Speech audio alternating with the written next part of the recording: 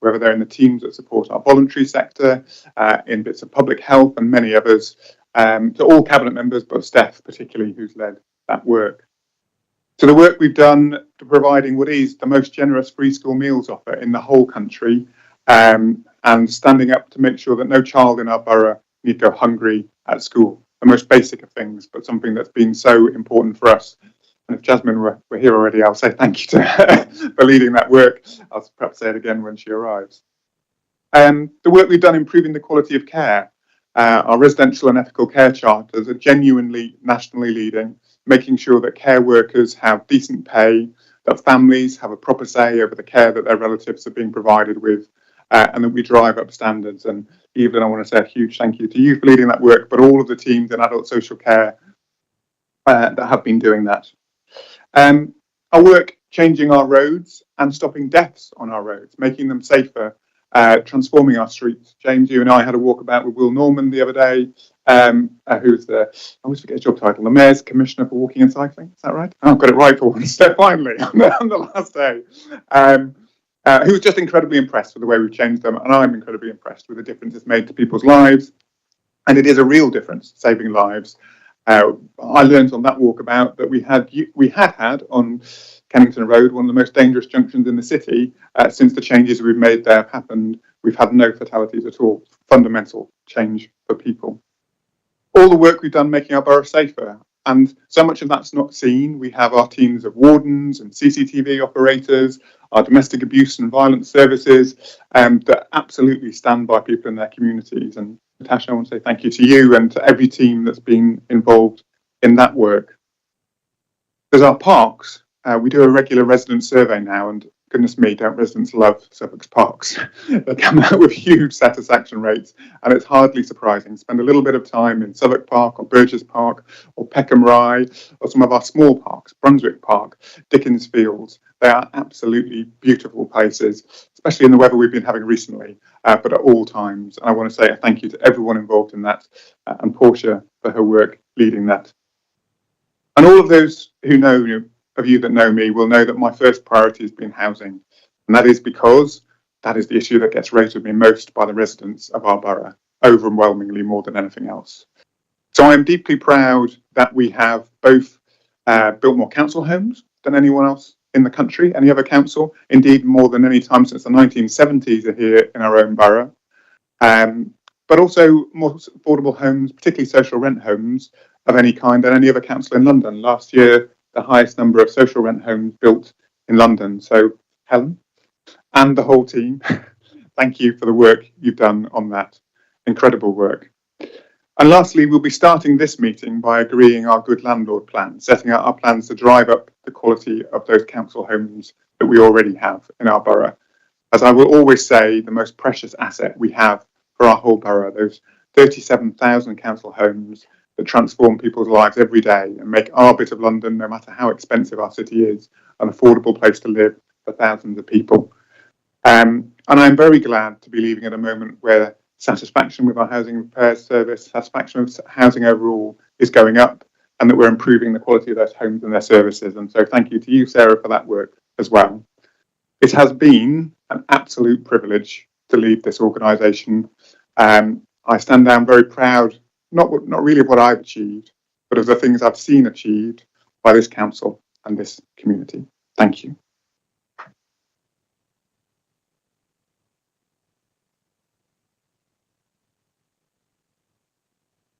And that takes us on to the items we have on today's agenda. So we don't have any urgent items today, do we? No, we don't. And we don't have a deputation of questions, no. So the first substantive item that we have, so can we approve the minutes of the meeting on the 17th? Approved, agreed. So the first substantive item is the one I just referred to, our good landlord plan. I'm very, very glad that we've got here with this plan to be discussing it today and for it to be one of my last acts in this role. But Sarah, over to you to introduce it. Thank you. So the Good Landlord Plan is a substantial piece of work, and I'd really like to take this opportunity to thank everyone who's been involved in its development.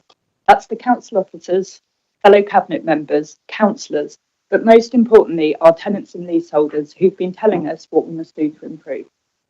The plan provides us with a clear roadmap to dramatically improve the housing services we provide to our residents. It is a response to a new regulatory environment and follows our self-referral on electrical safety, a full inspection by the regulator, and the C3 judgment which deemed the council had serious failings. Throughout this period, there's been one of continuous engagement with the regulator, and our investment has been refocused very heavily on health. Since then, we've been joined by 2 new directors, one for repairs and planned maintenance and another for housing needs and support. As a result, we've started to see our tenant satisfaction measures moving in the right direction and an improvement in our decent home standard. By the end of 2026, the plan will deliver compliance on electrical safety and smoke alarms, compliance on the Building Safety Act, and the largest stock condition survey in the country, which will go on to inform our investment strategy. But this is just the start. The plan will deliver much more than a regulatory response. We want everyone to have a safe, good quality home. We've listened carefully to what our residents have told us and how we need to change. Our plan puts our residents at the heart of everything that we do. It focuses on what matters most to tenants and leaseholders: better homes, better estates, better repairs, better customer service, a stronger voice for tenants and leaseholders and new council homes. Above all, safety is our top priority, and that's why over the next 3 years, we will be investing £250 million to improve our homes and estates. We know that we won't be able to bring every home up to the standard our residents rightly deserve, and that's why we will continue to lobby government hard on their behalf. As a landlord for over 125,000 people, we won't always get things right, but when they go wrong, we will do what our tenants and leaseholders have told us. We will listen to them and we will act. We're determined to go beyond the basics and to be a reliable, respectful and proactive landlord. Thank you, Sarah. Hakeem, is there anything you would like to add?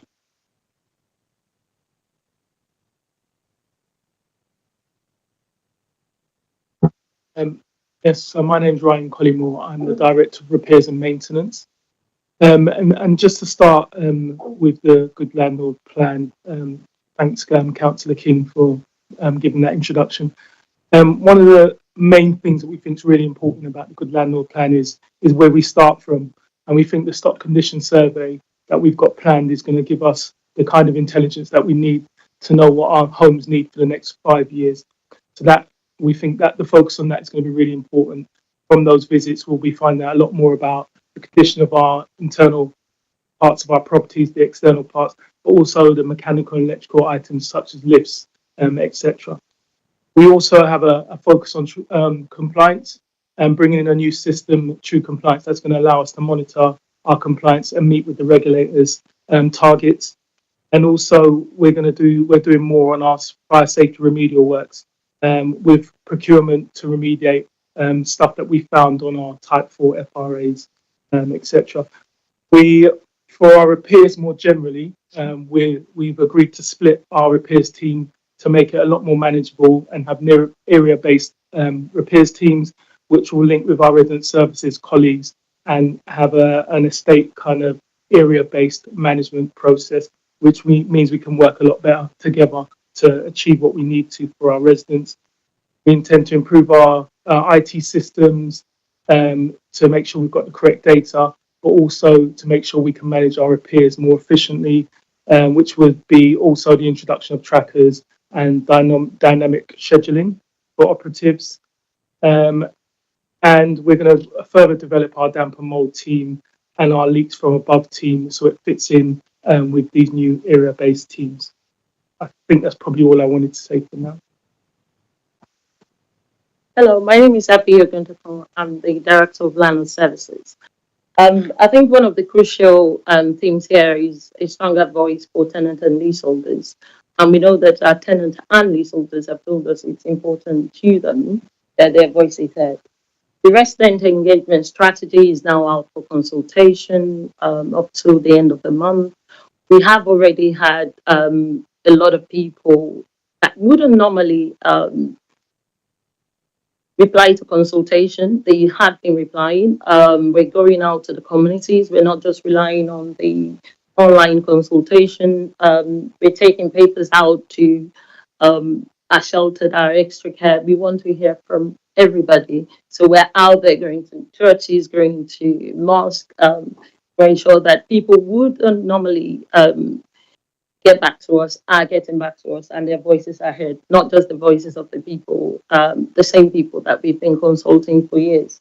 In terms of what this means on the ground for better estates, we know about antisocial behavior. We know that that's a key pain for some of our tenant and leaseholders, and how we deal with it. The procedure is now going to be signed off, I think, this week.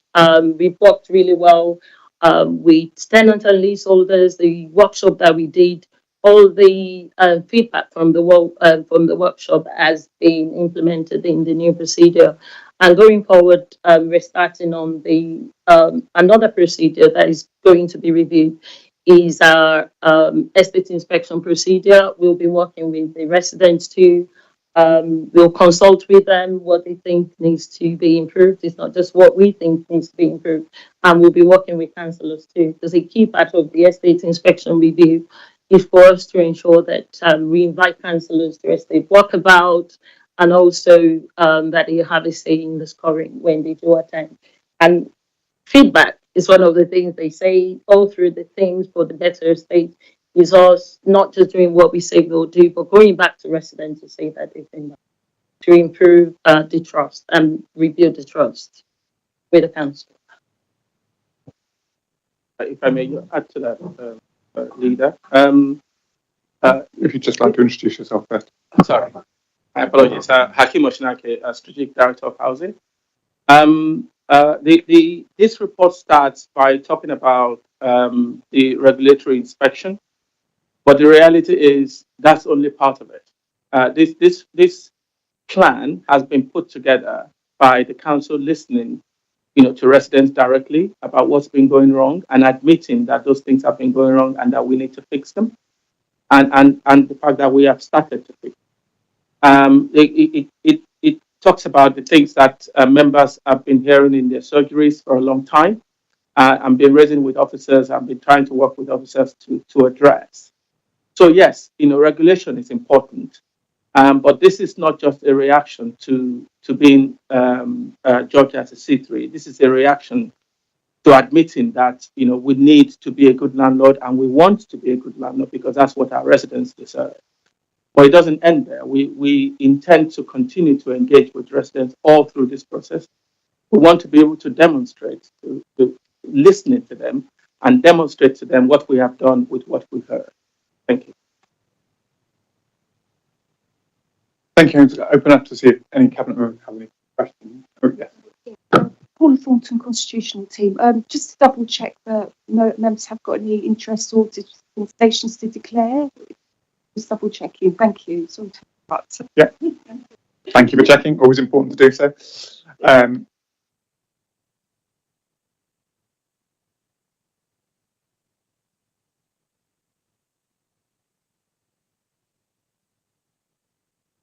Bear with us one moment.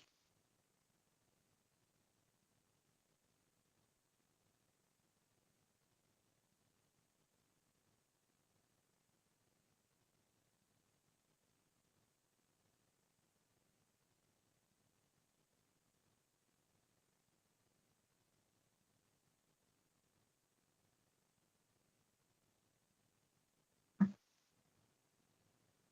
think we're fine. Yeah. I think we're fine. Excellent. Okay, we'll carry on. Good to check. Helen.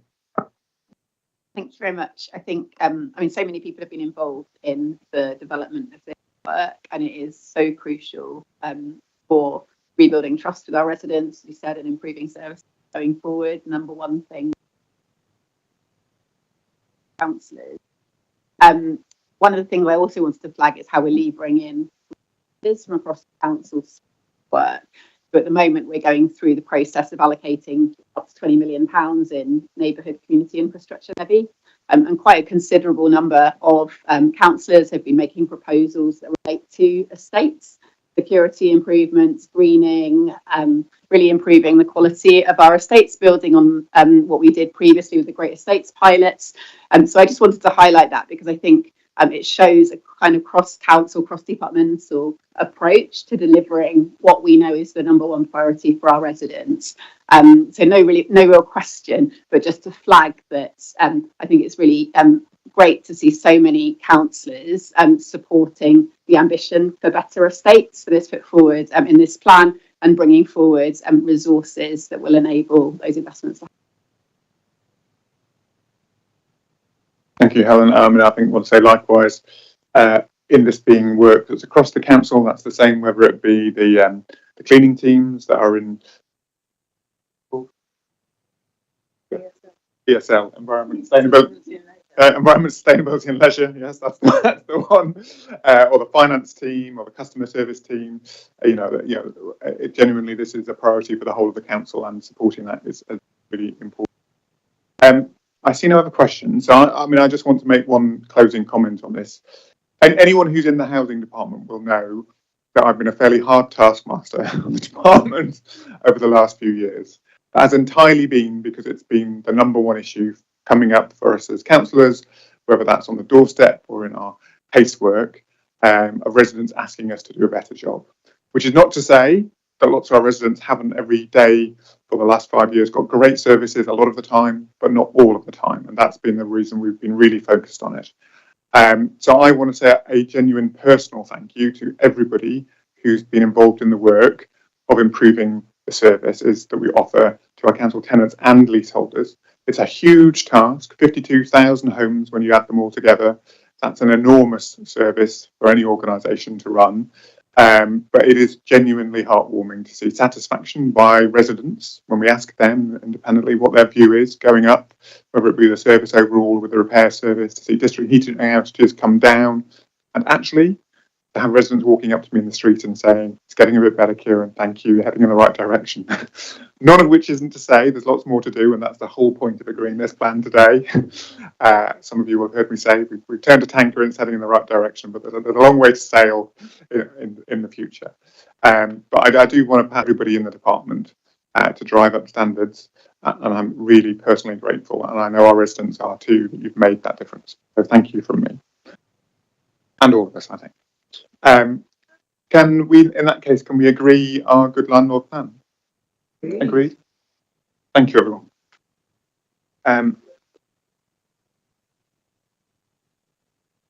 So I should briefly say, Jasmine, you missed the opening remarks. I know you said you wouldn't be with us at the beginning, and I did give you apologies, but I just wanted to say one of the things I commented on, there were a number of them, was the fantastic work we've done providing free school meals. Your leadership on that has been. Thank you to you for that, as well as many other things, but I won't list everything. So next paper I'm going to take on to is item 9, which is the Policy and Resources Financial Remit Report. Beth. Thank you, Chair. So last month I brought a report which gave an update of where we ended last year in our finances, and this month I'm bringing a forward view of where we're going to be from 27 to 2030. And I just want to put that into some context, because obviously we know that for local authorities funding has been really strained and significant, and in fact, with 7 out of the London boroughs actually having to go to government for emergency special funding around that. So this goes in that context. The government at the moment are consulting on the Fair Funding Review, which will be a 3-year settlement. We will be replying to that in due course. And I think this report takes into account where we feel we will end up as a result of that as well. We had set a 3-year budget, and we are sort of midway through a 3-year budget at the moment, and that's absolutely the right thing to do, because the benefits of that are that we can strategically plan our finances, whilst also looking and spending time on where we are seeing significant overspends.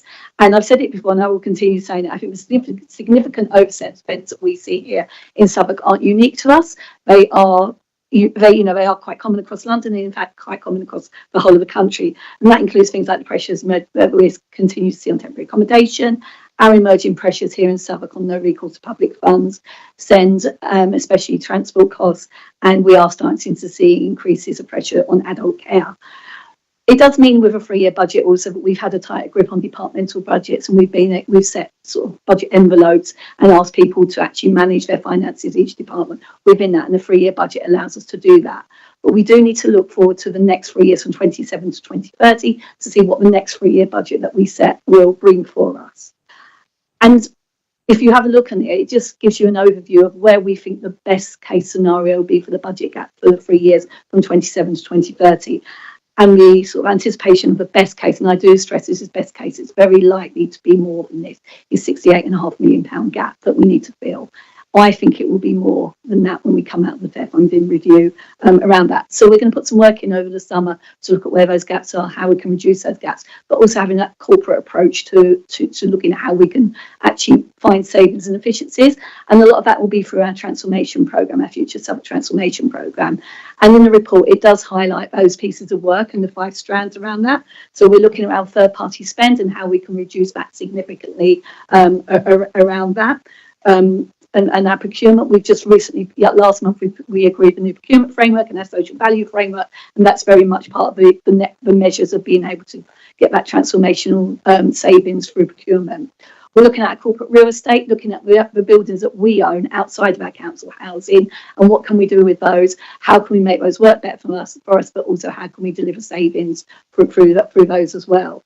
We're looking at how can we maximise our income. Every year in the budget, we do look at our fees and charges and looking at how we can maximise income. But I think we can go a lot further on that. And there's a lot of work being done to look at how we benchmark that and how we can really significantly look at maximising the income, because actually the antidote to savings is bringing more income in around that. The more income you bring in, less savings and efficiencies you have to make. Technology and digital, we are going through an industrial revolution. I think it's right that we, as part of our digital strategy, look at how we can provide savings through being better and smarter at using digital, looking at AI in a very safe way as well, and making sure that we can drive efficiency through that. And also then looking at a redesign of our business resource and our central functions and measures as well. And this report puts that into that. But despite that, and looking at all of that, and actually looking at how we can drive those savings through, we are still going to have a significant gap that we are going to need to fill. And it's going to take each and every one of us to look at that individually and collectively, how we do that. So I think what this report is setting out what the future will be. I've said it before, again, and I'll say it again, we've done a 3-year budget. The government follow us because we're looking at 3-year settlement. Where Southwark goes, everyone else follows around that. But this is really sort of the start of many reports we will see over the coming months of where we think we're going to land, where the gap is, and how we're going to fill it.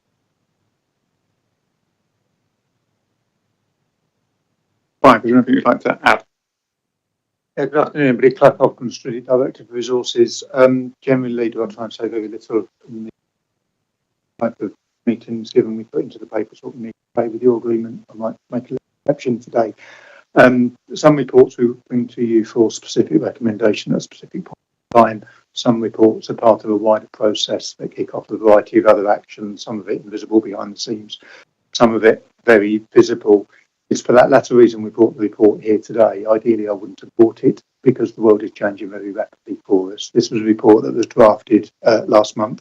It was after the Chancellor's spending review statement, but before the release of the funding consultation in terms of what the world of local government funding will look for going forward. So to that end, we needed this report here today to kick off a variety of actions that Geraldine to my right and brilliant colleagues who are sat behind me today will then go away and do behind the scenes. I think I'll probably go further than Councillor Crine. The table you've got on page 64 outlines a £68.5 million funding gap, taking us up to 30.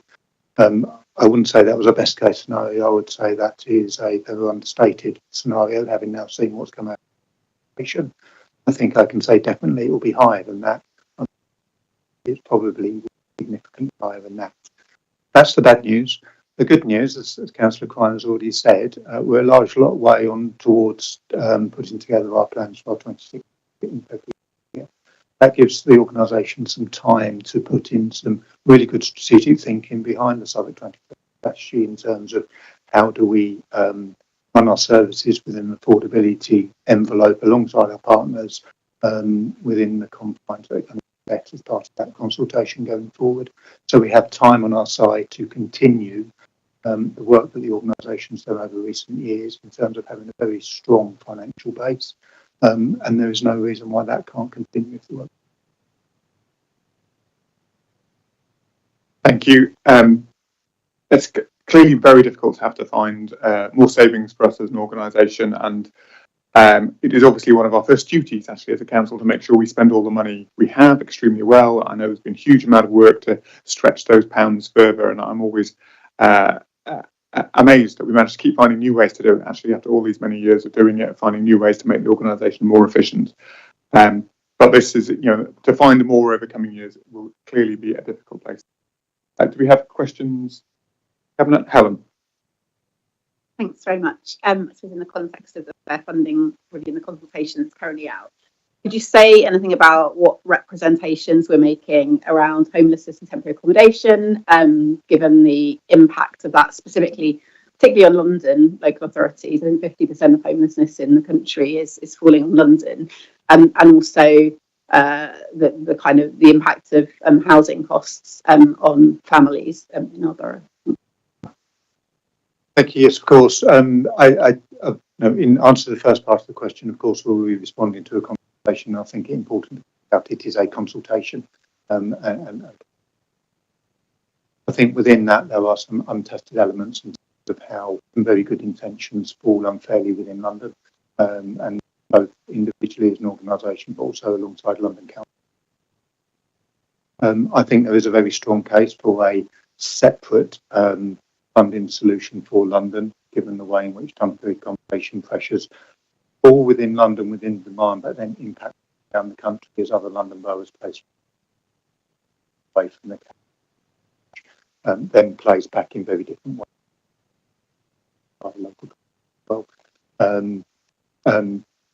I think sort of more fundamentally there is a very rounded discussion in terms of the outcome.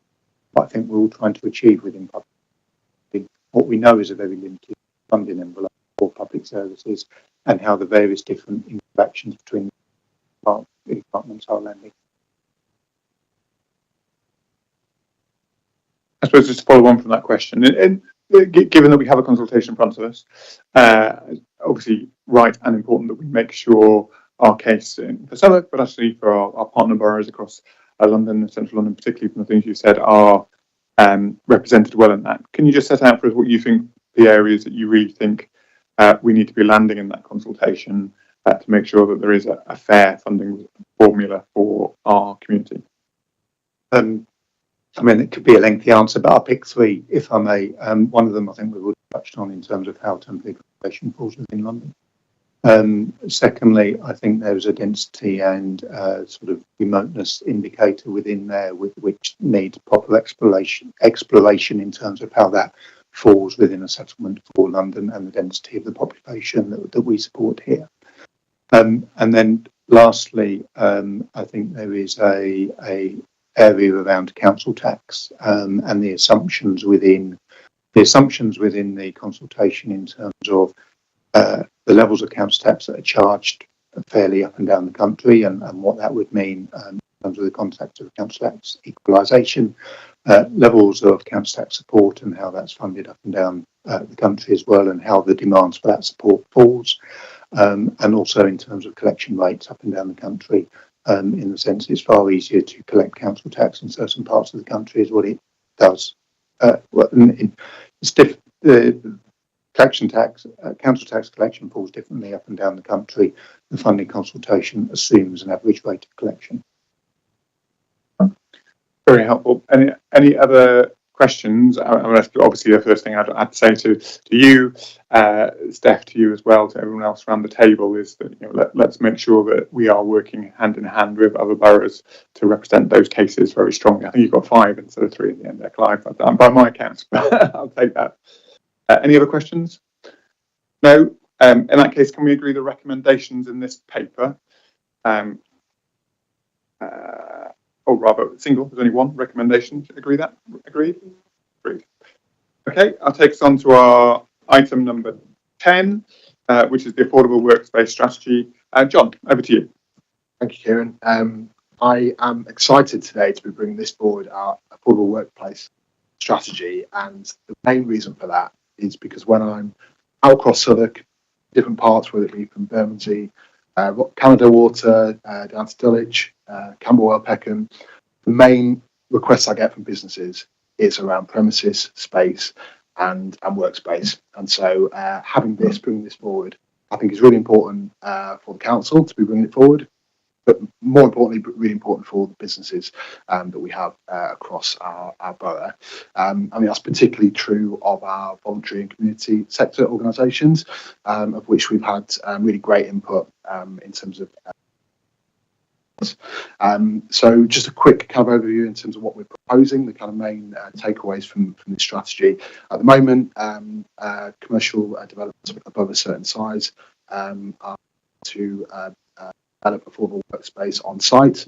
We're proposing a shift in terms of that rather than build it on site, it would be a payment in lieu go towards a pot for us to develop hubs across affordable workspace hubs across the borough.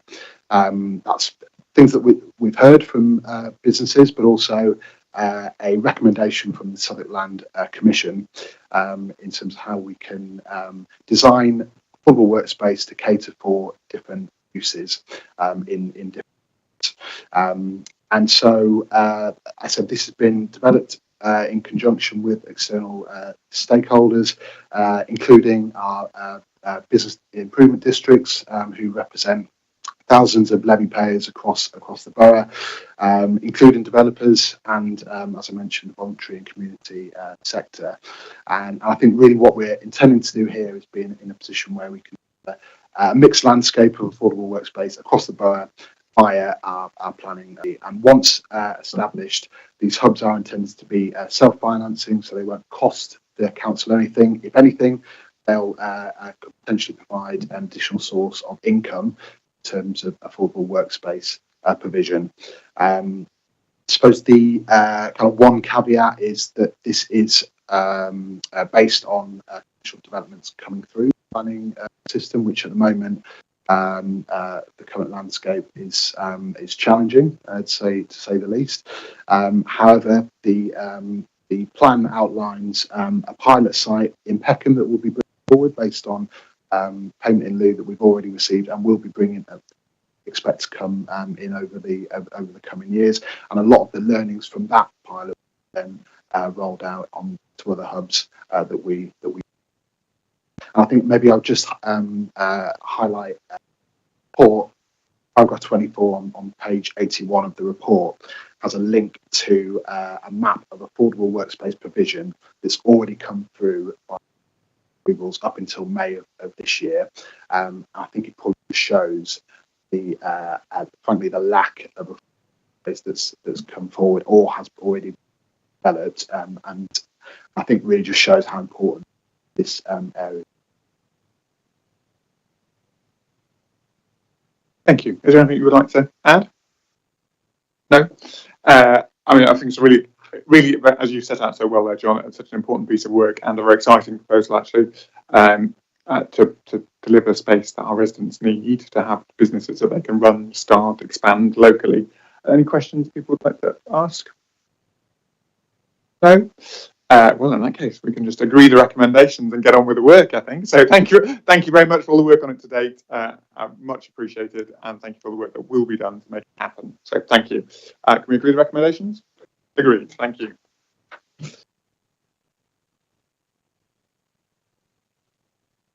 So the next item we have is item 11. That is the contract award for violence against women and girls support services at Support Women's Safety Centre. Just to note, this is an item where we will make the decision in closed session. That's because it's about awarding a contract and the kind of financial details of that are commercially sensitive, but we will have the discussion about the principles of it now. We won't agree the recommendations until we go back into closed session at the end of the meeting. Natasha, over to you. I want to start off by saying what I always say, which is community safety is everybody's business. And that's especially the case when we're talking about violence against women and girls. Looking at the national context, it's really important that we understand the stats around how women, children and girls are being affected nationally. So the National Police Chief Association released data in July last year that showed 2 million women are affected by violence perpetrated against them by men. In addition to that, looking at the crimes that we're seeing, it's stalking, it's harassment, it's sexual assault. Domestic abuse affects 1 in 12 women in England and Wales nationally. When you start to look at the stats, in Southwark in particular, just in between 2023, 2024, 648 crimes were committed, which were public space war, which was 685 victims, 541 who were women. This is significant. The victims were predominantly young women and the perpetrators predominantly young men. If we go on to look at our domestic abuse crimes, 4,665 DA crimes committed, 3,127 victims. This is significant, especially when you begin to look at the stats around children's services. I highlight all of this because there's gender-based disproportionality on both sides, and we've made a clear commitment. Whilst we recognise that not all men are toxic or not all young men are committing crimes, but we need to focus some resource in that preventative space. Our Southwark 2030 commitment seeks to reduce violence against women, children and young people. And we recognise the disproportionality in victims and perpetrators. I emphasise this because over the last 10 years, what we've seen is our services transforming. In 2015, we had a domestic abuse strategy. We then moved on to a violence against women and girls strategy. We are now at a new peak, where we have made a clear commitment to establish a pioneering women's safety centre where all services will be delivered under one roof. The transformative element of the Women's Safety Centre will be that we will change the way we support victims, perpetrators and survivors. Today, the proposal and the recommendation is to award the new Violence Against Women Support Service to Bede House with a 4-year initial contract with the option to extend twice, initially for 4 years after that and 2 years after. The key thing is that the transformation period will take time. As I've indicated, public space war is a new crime that we're having to contend with, and we need to help people become comfortable with reporting. We need to make sure that people, women in particular, are aware of our safe havens. They are aware of where our resources are available, and we will continue to expand our services. So we won't just have one women's safety centre, we'll have satellite services across the borough, and our services will be available virtually too. Thank you. Thank you. Aled, would you like to add anything?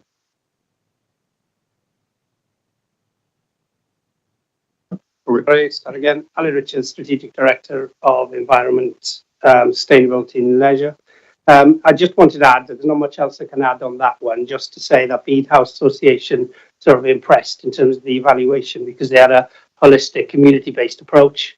They understood the diversity of the area. More fundamentally, they had a victim-led approach of the service design. So, and that was the recommendations to award the contract to Bede House Association. I'm not sure if any of the officers to add. Yep. Just very briefly add a couple of things. And do introduce yourself as well. Sorry, Stephen Douglas, Director, Stronger Neighbourhoods. So just very briefly add a couple of things which were touched on earlier. One is this is about procuring a partner to work with us on that longer term transformation, not just of the services we provide, but of the wider system. So that partnership that Bede bring in is really important to this. And secondly, that this is about making that shift from not just dealing with crisis services, important as they are, but also looking at prevention and at things like dealing with the cancer and touched on earlier, which I think is really important in terms of giving that whole system approach to this issue. Thank you, Jasmine. Yes, I just wanted to say thank you very much to you and your team. I really welcome this. I think, it's important, that we look at, male violence, but I think, as a mother of a young teenager, it does feel that, basically opportunities to stop this violence amongst girls, and on girls is like basically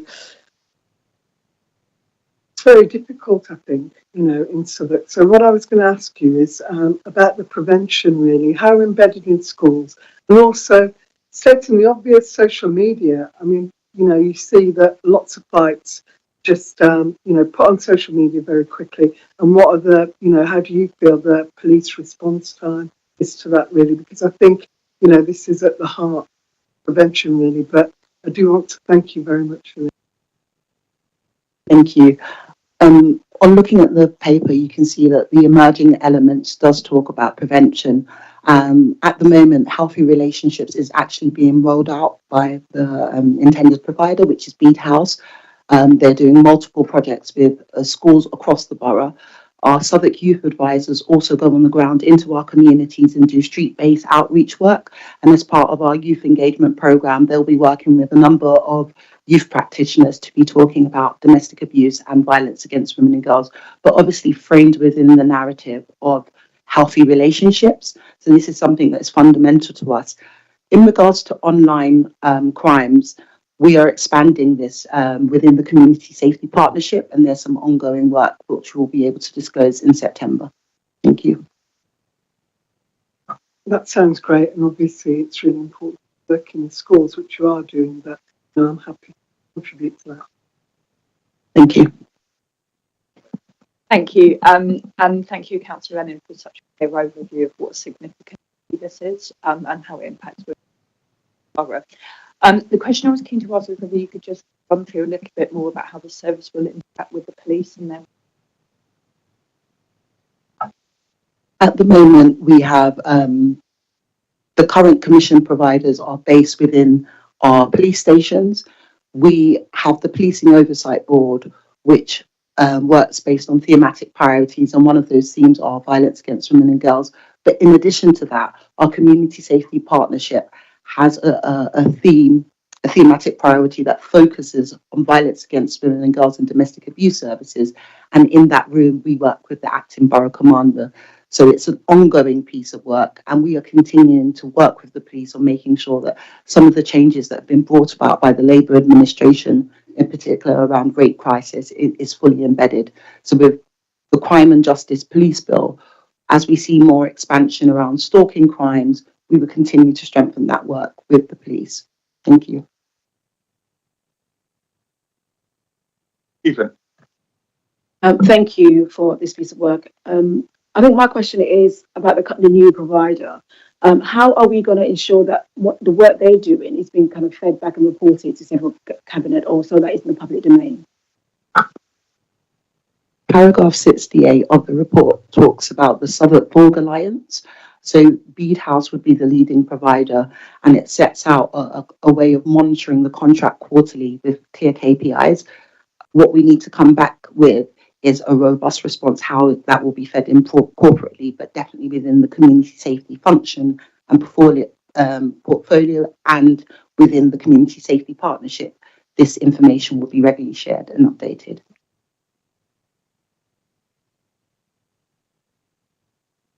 Just add very briefly that there's also a part of this that's about increasing awareness and increasing awareness across the community. These should not be issues that are hidden behind. That was one of our objectives.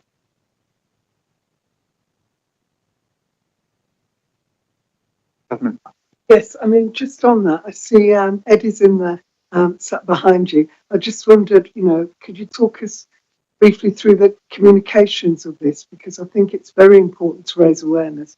We've also, we've been at the forefront of raising, about serious violence. So how are we going to deal with this?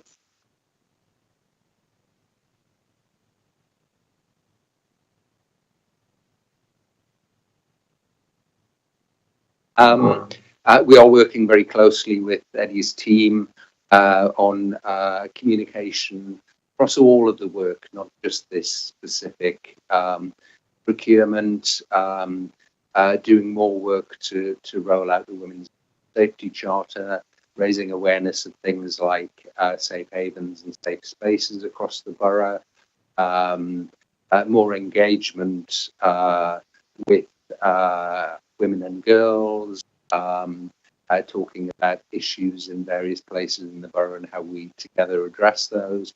It's really good to see things like Through Our Eyes, which was groundbreaking, seeing more than 1 million hits on social media, and people sadly don't look at public sector social media. It's astonishing to see the responses that sort of thing gets. There's obviously a lot more to do. It's reassuring to see the response that some of the great work that we've done has had. As I said at the start, is community safety is everybody's business, and part of our responsibility, not only as a cabinet but as a community, is to make sure that once we know about things, that we're pumping that information through our channels. We use multiple channels at the moment, which is the Community Safety e-newsletter. We have posters which we're distributing to cross council. In addition to that, we're targeted engagement, which includes organisations like Community Southwark, where information is being shared across our voluntary sector. We also have our Borg forums, which have extended out to a number of VCSs. One of the most beautiful things that happened is I was invited to a community event amongst the Latin American community, and they had reached back out to me, one of the groups, and as a result of that, they've not only joined our board, but they're committed to working with us in Elephant and Castle area, where we have a number of Latin American businesses, and getting out there and working in partnership with us. So we are spreading the word, but we do rely on each of us to do that too. Eddie? I'm going to bring in Steph next question. Yeah, I suppose one of the things I've asked it for over the years is, in terms of the safe havens now, what are we doing in terms of older women and sort of pensioners who have maybe been in abusive relationships for decades, and the only time they get that break and respite from it is when their partner passes away. And I don't see in here really how we're going to outreach and support those, because some of the things we're doing here, they may not have access to social media, they may not have access to online, they may not access any of council services, but they've been living with domestic abuse and violence for the whole of their life. So what can we do to support those women and older women around that, and how will this service help support that? As part of the Community Safety Partnership, we have domestic homicide reviews, and it has been a key priority for us in those meetings. And as a result of some of the cases that we're seeing in line with what you're saying, it's that commitment to work with the voluntary sector, especially the organisations that work with older people, to make sure there's a clear pipeline of people reporting. But in addition to that, is making sure that we're sharing information with everybody, and we're not just saying because the current stats indicate that young women are disproportionately impacted, that we're not engaging with older women. And that's been really, really crucial to us. And that's what that Borg forum is about. So I've got some meetings set up with COPSINS where I'll be talking to Chris about the work that we're doing and how they can feed into that process. Thank you. And COPSINS is our Southwark partnership with older people's organisations in the borough. Yep. Helen. Thank you. At last month's cabinet meeting, we agreed the homelessness strategy, and we talked about, for example, the reworking around Bournemouth Road and the opportunities for integrated services. This is obviously like a really key area, both for ensuring that the new provider is kind of embedded within the new homelessness service, but also ensuring that the homelessness team itself is then embedded within the Women's Safety Centre. I just wondered if you could say anything more about kind of the current thinking about how we can best co-locate and integrate those things.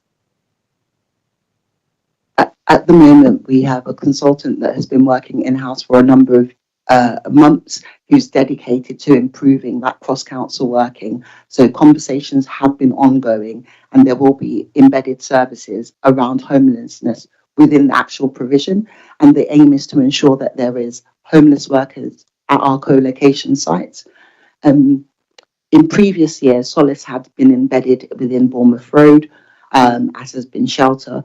We're looking at different dynamics, but in due course, once we've fleshed out exactly what that will look like, we'll come back to you. But it's the conversation is on track. We definitely will have homelessness support in the area. And as you can see, looking at the Southwark Borg Alliance, it is the law centre, it is citizen advice. It is about cross-council working, and I'm confident that we will deliver on that. And children's centres as well. Yeah. Children's centres? It's first place. Yeah, first place. First place is in Best start in life hubs. Excellent. I don't see any other questions. So again, I just want to say thank you. I am genuinely extremely happy that this is one of the things we're agreeing at this meeting. You know, there is nothing more important than making sure that people who are having their lives and their children's lives and all sorts of other things destroyed by violence get the support they need, and equally importantly that we're preventing it happening in the first place, and that we are suggesting, we won't make the agreement until closed session, as I said earlier, a local provider who's well rooted in our community to do that. It feels like a fantastic place to be. So thank you very much for all of the work on this. We'll come back to the decision in closed session. And again, for anyone watching who missed why that was, that's because this is the award of a contract and there is some detail about the price the council's paying, etc., which is commercially sensitive. But you can see the main recommendations laid out in the report. So thank you very much. The next we have 3 reports from Helen about planning policy, supplementary planning documents. The first of those is the householder development. Actually, I think you might want to talk about them together, do you, Helen, or do you want to do them one by one? One by one. Okay, we'll start with the householder development supplementary planning document. Thanks very much. I'll give a kind of overarching kind of explanation of these. So all 3 of these supplementary planning documents will be familiar to Cabinet because they came to us when we agreed to go out to statutory consultation. So what we've got coming back to us is the response of those consultations and the SPDs for adoption, taking into account some minor changes that have been made through the consultation process. I think people are aware, but just to underline that this is not about making new policy in the area of planning. That's a much more complex process, which has to be evidence-based and has to go to the planning inspector. We have the Southwark Plan in place that was adopted in 2022. And so this is about providing clarity and additional guidance, best practice, so that when people are either making alterations to their own properties or bringing forward new developments in the borough, they know what is expected from us and they have all the guidance together in one place. So the first document is the householder development supplementary planning document. So this applies to people who are essentially making extensions and alterations to their properties. And there are some minor amendments from the original kind of proposed document that went out for consultation, particularly on the environment and biodiversity side, where we kind of strengthened some of the guidance in those areas. I mean, there's a lot of hefty documentation with these reports. You have the full consultation reports. I think that's primarily the area that I wanted to kind of highlight. There was some I think some confusion initially about the applicability of this guidance. Obviously, where permitted development rights do apply, then we are not seeking to make anything more restrictive. So it's just to say that, because I think initially some people, members of the general public, were concerned that we were being more restrictive, but absolutely not. We want to encourage people to extend their properties where possible and to make it easy for them to do so. So I'll say that I think that's probably enough on that one. I don't know if Charlotte wants to pick up on any other points. Just really to say thank you. That's a good overview.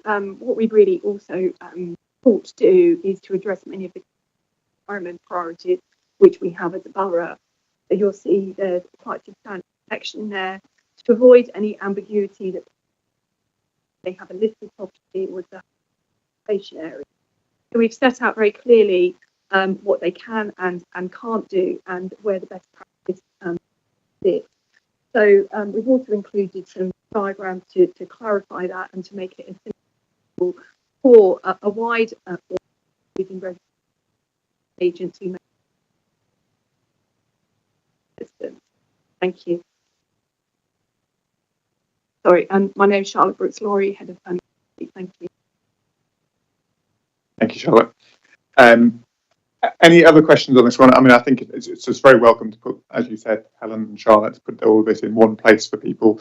Planning is many things, but it's not always simple. And if you're trying to do something to your own home, something that makes it much more straightforward for you, I think is really important for our residents, to allow them to do the things we want people to do, make their homes more energy efficient, make sure we have more space for people to live in our borough. I see no other questions on this one, so shall we agree this one? Agreed? Agreed. Excellent. Let's take us on to the next one, Helen. Great. The next SPD is the Affordable Housing SPD. I suppose just to preface with a note around the kind of wider context on affordable housing, which is very positive at the moment. So we had the commitment to the spending review of £39 billion for a new affordable homes programme spanning 10 years. We had more detail around that just last week, including a commitment for the first time that we would be able to combine grant with right to buy receipts, which is a real game changer in terms of bringing forward new affordable housing, and also some of the measures that really seek to kind of recapitalise both councils and housing associations and enable them to bring forward new affordable homes. So that is all really positive. This document, again, as I said, is not new policy. Anything new on affordable housing policy-wise will have to come forward when we review the Summit Plan in light of both the National Planning Policy Framework and also the London Plan, which is going to be reviewed in the next couple of years. So that's, again, just to set that context. But what this SPD does is reiterate our absolute commitment to delivering genuinely affordable housing as a borough. Social rent homes in particular has always had primacy in Southwark in recent planning policy, where we've had very specific targets around delivery of social rent, something, again, that the government now is taking up nationally. So this sets out, we often might get that question, well, what do you really mean by affordable housing? This sets out what we really mean by affordable housing, genuinely affordable housing. So social rent homes, some of the intermediate products that we have accepted in the borough, also some of the products that we are seeking to develop, so particularly key worker homes, community land trusts, which will deliver homes for those people who don't qualify for social rent housing but are finding it really, really difficult to stay in the borough because of how expensive the private rents are in particular here. So I think that's, again, those are the kind of main things that I wanted to kind of underline. And as you said, Kieran, I think, you know, we are in a good place in Southwark. We completed the most social rent homes of any borough in London last year. But we know, given the immense housing need, that we do all need to do more and go further. So this SPD sets out the framework which enables us to do that. Charlotte, anything you'd like to add on this one? No, thank you. Well, I think it's, again, a really welcome. It doesn't change our policies, but it makes them clearer for everyone. It's the important thing to say. And I do think it's worth underlining the thing you said, Helen, that most other councils do not specify in this kind of detail what we mean by affordable and don't get into that nitty gritty of being clear. These are the things that are affordable, other things don't count. So when we talk about affordable housing, so that we've done the hard work, we've set it out in detail, and we're clear that it is homes that people really need in our community.